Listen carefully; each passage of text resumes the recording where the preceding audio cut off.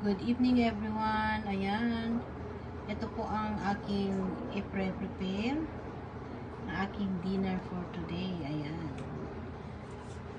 Kaya kahit minsan lang na hindi tayo kakain ng kanin. Ayan. Pwede. Kaya ayaw kong kumain ng kanin for today. Kaya minsan-minsan ay diet tayo konti. Ito po yung kanin namin, kailang